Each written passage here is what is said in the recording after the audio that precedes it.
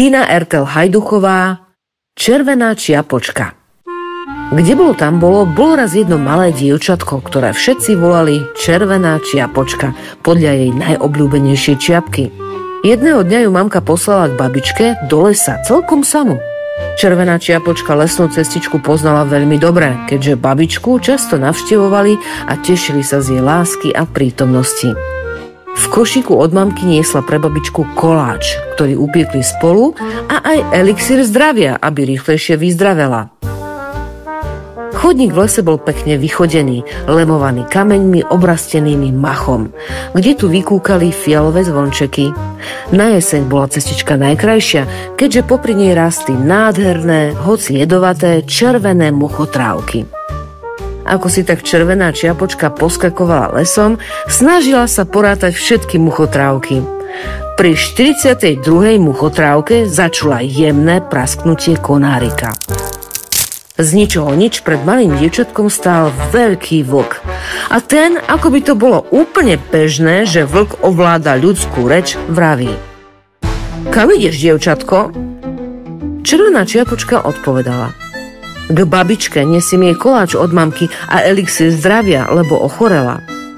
Vlk sa rýchlo oblizol a pýta sa ďalej: A kde býva tvoja babička? Červená čiapočka sa začudovala, na čo len bude táto informácia vlkovi, ale pekne odpovedala: Babička býva na konci lesného chodníka pod smrkom v drevenej chalúbke.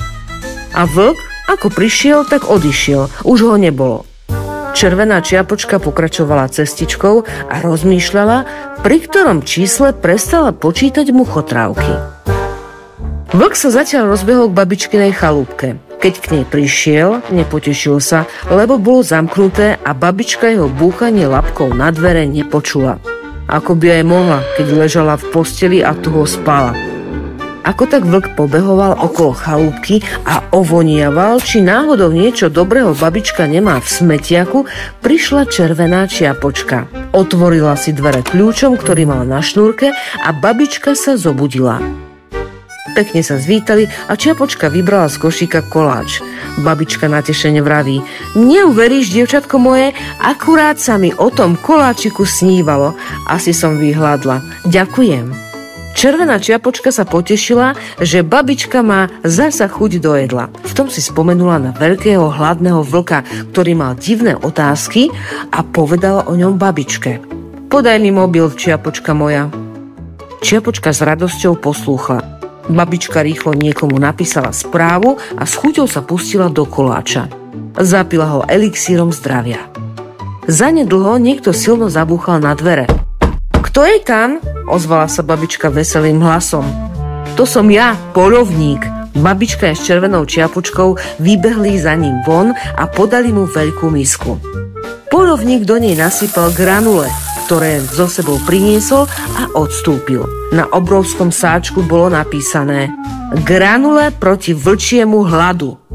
Spoza veľkého smreku odrazu vyskočil vlk a s radosťou sa pustil do granul.